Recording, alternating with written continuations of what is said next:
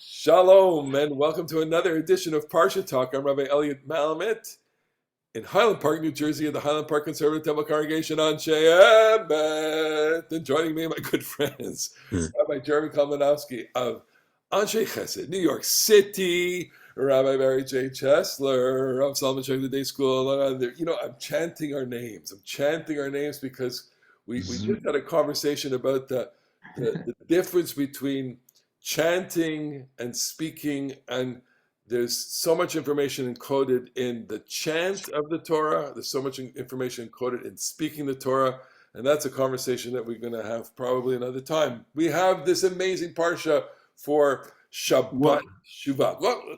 as long as we're talking about As it, long let's as we're just talking point about out. it. As long as we're talking about it, first of all, I'm looking forward to one day, Elliot. You start our show by saying, "Welcome to yet another another case of Parsha Talk, yet another Parsha Talk." So the Torah does say this week it's really the lead into Ha'azinu, but Nice. what Kitvu lachem et hashira hazot, write this poem, v'sima b'fihem, and place it in the mouth. You definitely remember stuff, you know stuff differently when you've heard it sung. And I do think that there's a kind of a troubadour quality, or maybe we think about the Gemara with the Amar Abaye, V'hamar Rabbi Akiva, and there's a way in which the musicality of it, really does help it seep into our So ears and on hearts. that whole point, I think you're absolutely right. In fact, I just read this book on the history of music by Ted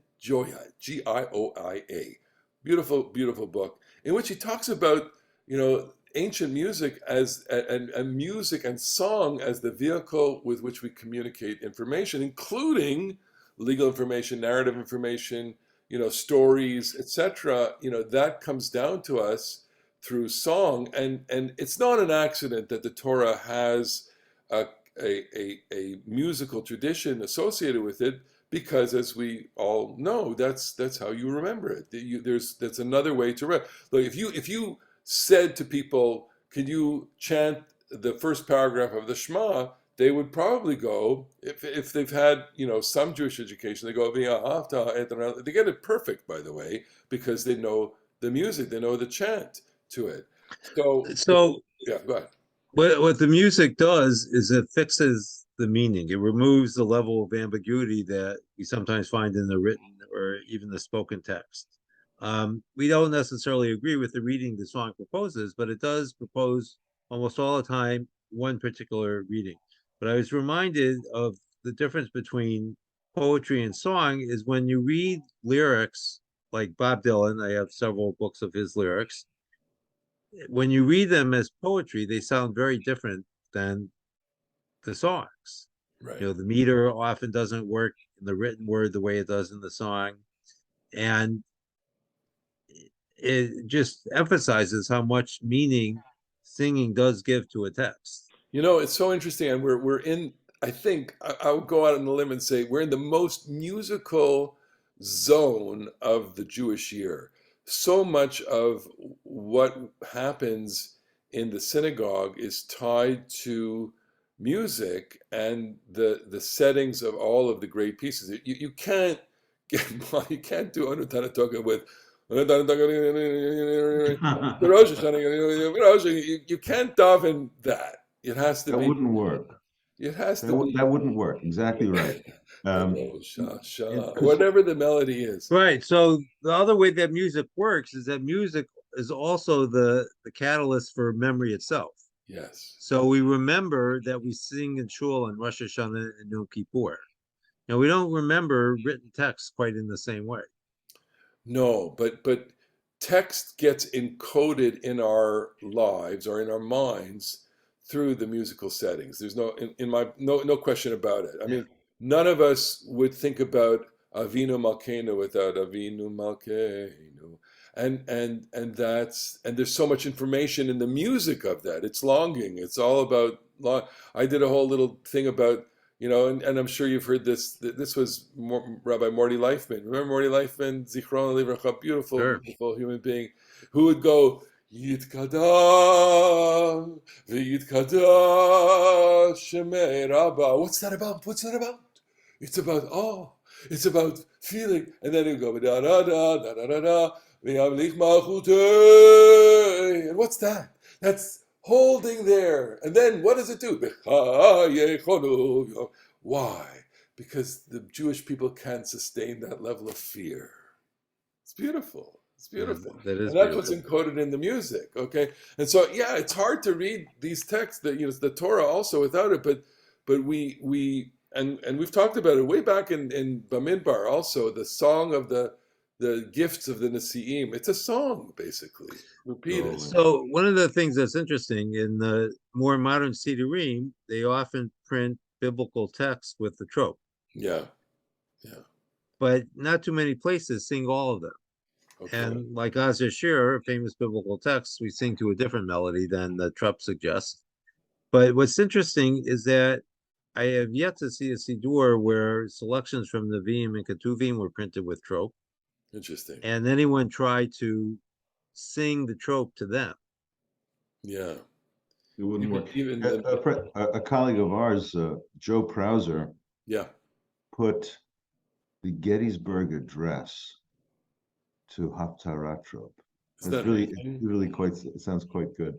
It's amazing. Incidentally, also, you guys know that I'm really into medieval Hebrew poetry, and in Spain, the medieval Hebrew poetry, at first, the really simple rhythm of Adon Olam, it's alternation of vowel patterns, short, long, long, long, Adon Olam, Asher Malach, and that was the simplest rhythm, but they had different ones. They had more ornate ones. They had more complicated ones. They ultimately sort of left it behind. But what it did was to set up a kind of rhythmic intonation or chant, and these things were synagogue poems. So my personal favorite poem it's just an amazing one by Avraham Ibn Ezra, and it was a pop hit for Ehud Banai or Meir Banai, called Lecha Eli Oh wow. Tishukati B'chacheshki What an Davati, amazing. and it's hundreds of or it's dozens of lines, and maybe it's probably like around 150 lines or so.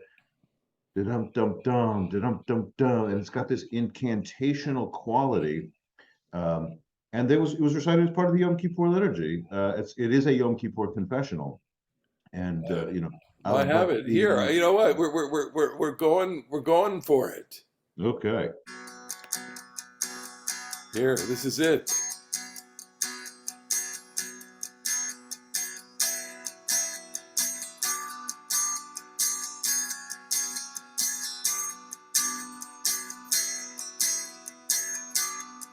We'll probably get pulled down from YouTube for this. If anyone listens. Okay, that's Shmakoli. But Is that the one you're referring to? it's a different poem on the same album. But Okay.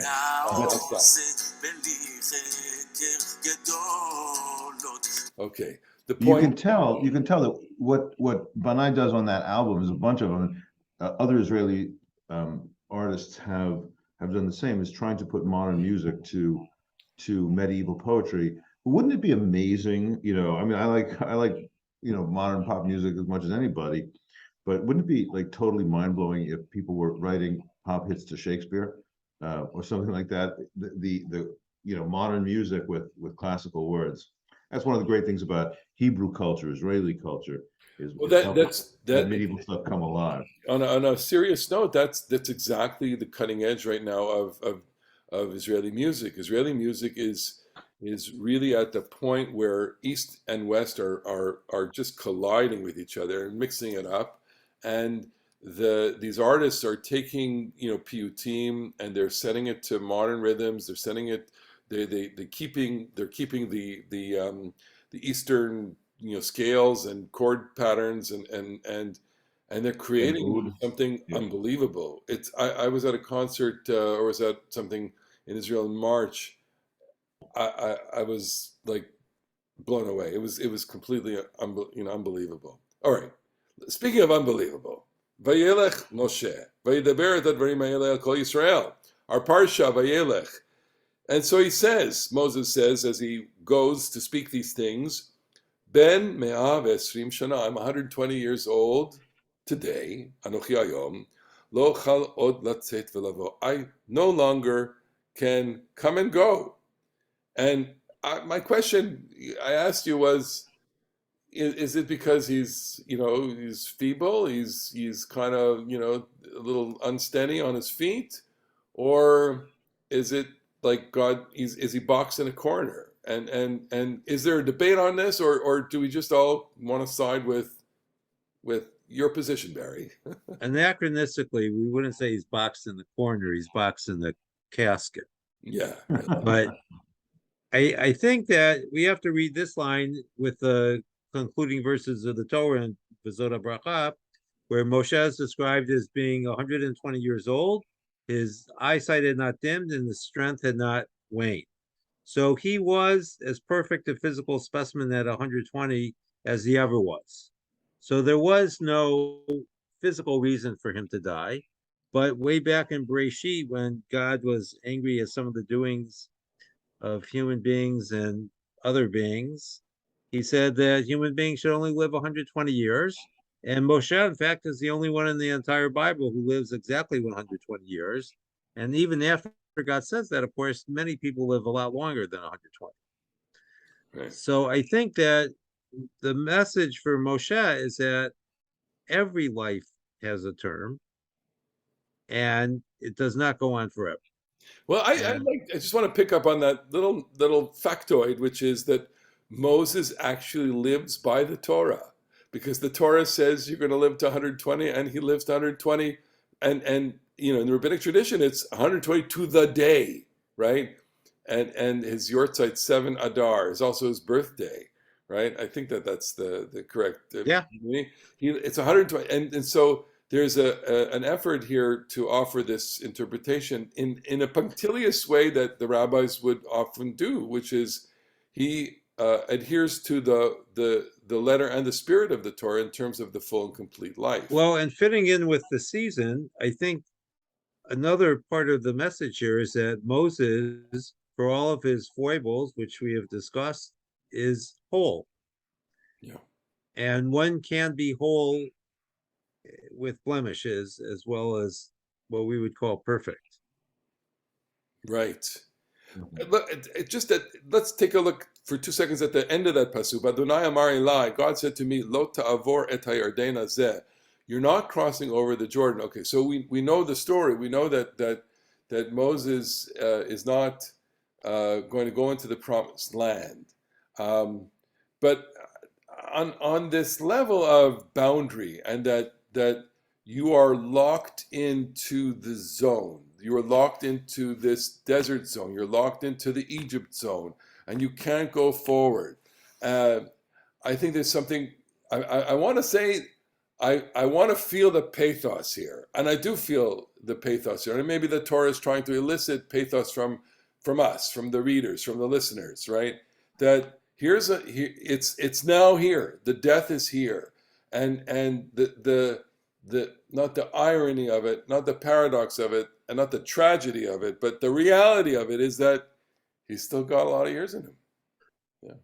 Well, I mean, as Barry said, the Torah is giving us a couple of different pictures. I think the Torah wants to say, it seems clear to me, that the same fate of the desert generation, like that was a punishment for their faithlessness at the scene of the spies, but we can also read it as a kind of a maturation, that the people who experienced one kind of thing, experienced Egypt, who experienced Yetziat Mitzrayim in the narrow sense, they experienced the leaving of Egypt, they went to Sinai, they experienced that. They may not be the same people who are going to succeed in Kibush Haaretz, in the settling of the land. Moshe, who leadership, he's become whatever he does in the Torah, he's become the Moshe Rabbeinu. He's become the intellectual, the rabbinic, the Torah leader of the people. He might not be the guy who's really most well suited for the next task. And so the Torah wants to tell us both that he was physically undimmed, undiminished. He's fine. There was no physical reason that his life had to come to an end except God say so. But I also think that the Torah wants to tell this other tale that there are generational shifts. They may be sad, but they're real and they have to happen, and they have to happen for a purpose. And so now we have to have a shift in what our national mission, at least in the way our national mission is to be applied. Okay. So speaking of the national mission, Moses has a job here, and his job is to basically give the final push to the people. He'll use these words. To the people, he'll say, Chizku v'imtzu, that's verse 6. And we'll try and figure out what that means. Chizku we'll get from the word chazak, which we usually translate as strong. Imtzu, amatz, we'll figure out in a second. So he's saying, be strong, be bold, be courageous, be whatever. Don't be afraid and don't be scared in front of them, because God, your God, He is the one going with you. He won't let you down and He won't leave you. Lo yarpecha v'lo yazveka. Then he turns to Joshua and he says to Joshua, and I love the way that the text says it, Vayomer elav le'enei kol Yisrael. He's got to do it in front of everybody. In other words, it's like super validation. I'm giving him the final liftoff. Hazak ve'ematz, be strong. We translated be good, of good courage, or whatever amatz means. Ki ata tavo et ha'am hazeh, you will come with this people to the land that God swore to their ancestors, latet lehem, to give to them. Vatatan chilena otam, and you will bring them there. You will get them to inherit. So, strong, be strong. It's a key phrase here, and it lights up for us because in the psalm that we recite for between Elul and the end of Sukkot, it's the last verse of Psalm 27. Kaveh el Adonai Hazak Ve'ematz libecha v'kaveh el Adonai. Which let's do the best preaching we can do here. Hope in the Lord, be strong, be of good courage, and hope in the Lord. And that psalm is all about how afraid, how fearful. Adonai orivi shimi ira. Who will I fear? Well, he's probably afraid of a lot of things. So let's talk about Hazak Ve'ematz, and let's talk about fear, and let's talk about the edge of the boundary, and let's talk about this time. Take it from there. Amatz, Jeremy. Well, I'm going to go just with something you just told me. So you should say it yourself about the. No, I want you to say about the ethics. Well, we're talking about, before the show began, we were talking about, and Elliot brought a commentary from the 19th century. Malbim. The Malbim, who was a biblical commentator in Eastern Europe in the 19th century, and he offers something which does dovetail with what's called in the philosophical word virtue ethics. Malbim said, Hazak is to be strong once. Ematz is to have the characteristic of always being a courageous person. Hatmadat hachozek is the phrase. Anybody, like if you go running tomorrow, that doesn't make you a runner. You go as a runner because you go every day. You don't go to the gym. You're not a gym rat because you went once. You're a gym rat because you go every day. So in what's called virtue ethics, there are different schools of ethics, and you might analyze what the right thing to do is, and that's called duty ethics. You might analyze what the right outcome is, and that's called consequentialist ethics. Or you might analyze what's the right characteristics to have, what's the right kind of person to be. That's called virtue ethics. And virtue ethics say it's not what you want to do is not only do the right, what you want to do is not only manifest excellence one time, but make a practice of excellence over and over again. In this way, say do it until you become it, right? So if you're Hazak, because you're going to face obstacles and you're going to have to toughen up, and you're going to have to not let the obstacles knock you off your feet, not let the various obstacles that you face knock you off your feet and make you unable to pursue what is really your life's calling, your mission, what you would like the world to be.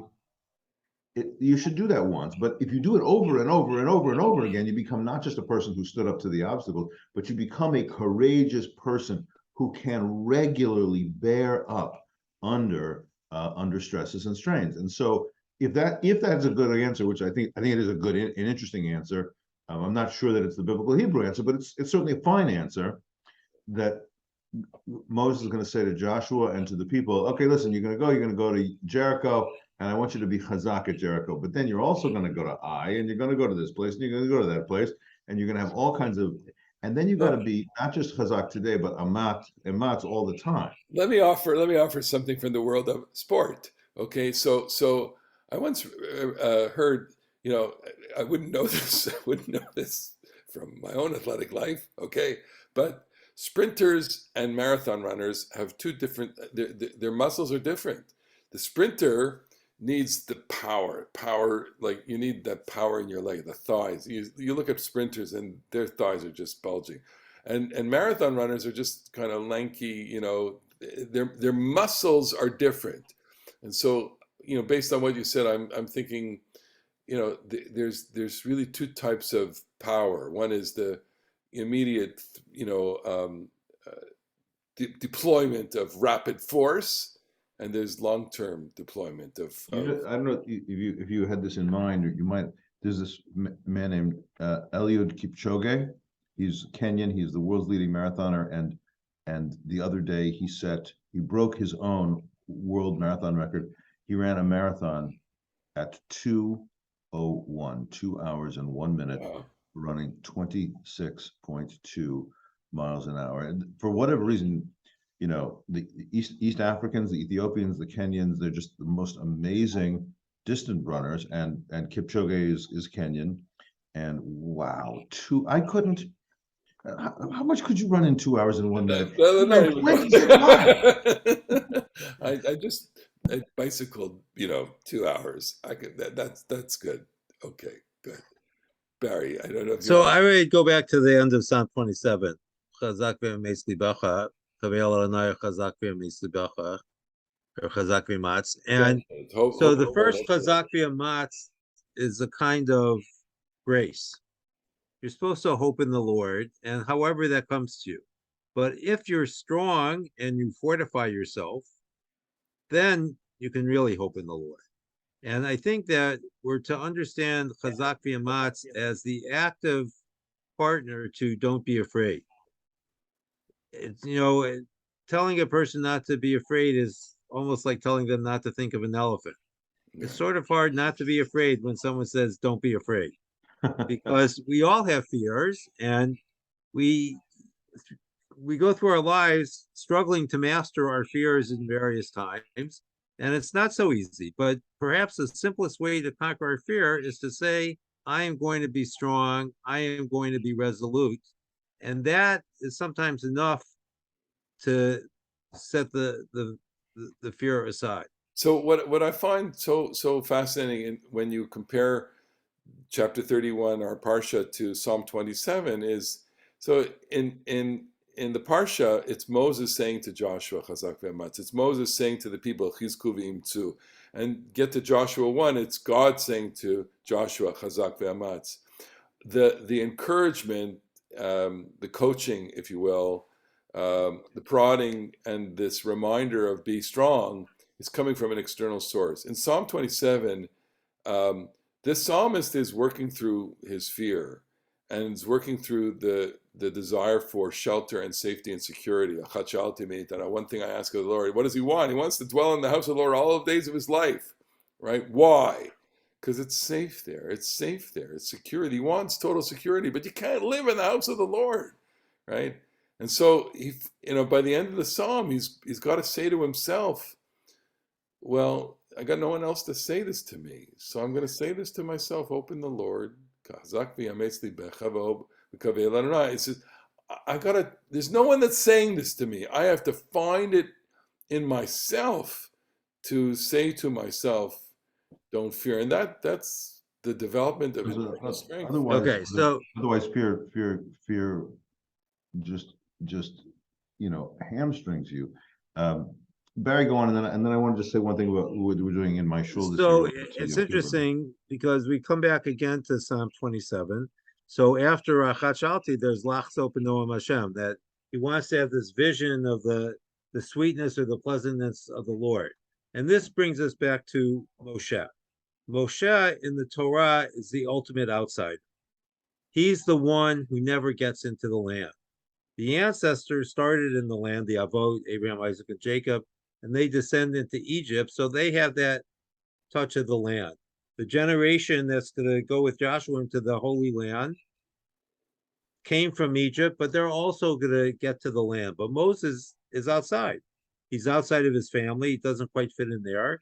He's outside of everything. The only thing that he's not outside of is God. For the rabbis, Moses is the ultimate insider because he is Moshe Rabbeinu. He is the one that started it all for the rabbis. And the last thing that Moses gets is actually breaks the barrier because even though he is not allowed to enter the land, he gets to see it. He has a vision of it. And ultimately, Moses dies in a sense as a visionary. He has this grand view of the promised land that, for reasons that we know and we've discussed, he cannot enter, but he is able to envision what it must be. And I think that that is God's act of grace at the end of his life, is that God allows Moses to see what he cannot have because that's as close as he could get to having it. I want to I have say a a little question. bit Jeremy, go ahead. Yeah. the fear thing. So we did this thing before at synagogue where we send out what we're calling it a collaborative poem. It's like a Google form. I ask 8 questions. I ask people to write one line. I hope, I fear, I love, I believe, I remember, I regret, I mourn, I treasure. And people write different things. And I just want to share with you some of the things that people wrote about fear, because some of them are extremely. If any Anshe Hesed people are reading, watching, listening, they're all incredibly moving. But some of them are like particularly moving about the way that the fears that are in our hearts this year. In environmental and COVID and political and very personal. Somebody wrote, "I fear I will become a burden on my children. I fear I will not be capable of meeting my obligations. I fear authoritarianism and growing anti-Semitism. I fear dying suddenly without goodbyes. I fear for when I am too old to care for myself." There are a number of other ones. I fear pessimism will be a self-fulfilling prophecy.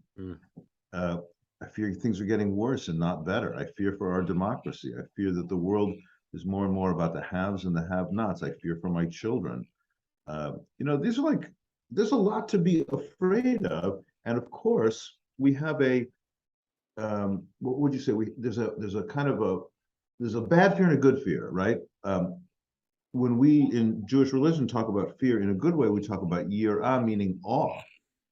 And that is a kind of fear I think people want religiously, but what we can't have too much pachad, right? You can't have too much, I'm scared, I want to run away. You have to have fear, yirah, meaning I want to rise to this challenge. And this is perhaps what the Bible or what the sense of virtue is trying to give to us, is a sense of, this is really scary. There are challenges that I might be unable to meet. And yet I got to find myself in the resources. I got to say to myself, I can't run and hide in the house of the Lord. I'm going to have to go out there and face him, but I got to give him to myself the koach, the chizuk, the imutz, the omets, not imutz.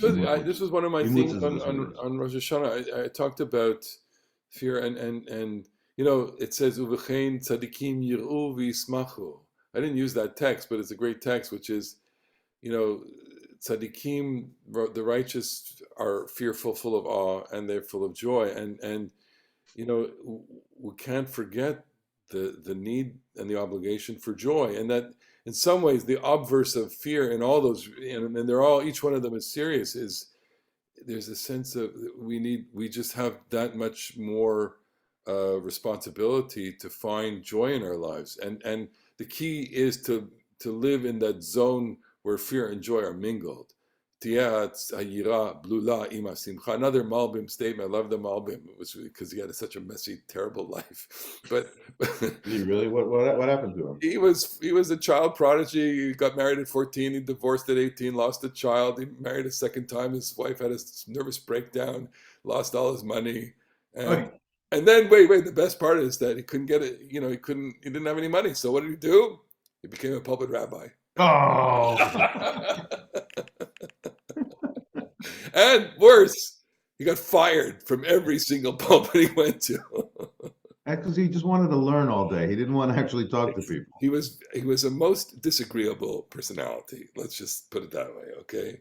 The point is, though, that he was brilliant. He was a brilliant commentator, and he said these things. He said, things that had real insight, and one of them was, Tiyah simcha b'lulayim ha'yira, yira b'lulayim simcha. That joy and fear need to be mingled, and that in some way, look, you put out the catalog of everything, and that's I would say that's where everybody's living right now. Everybody's living with all of that fear, right?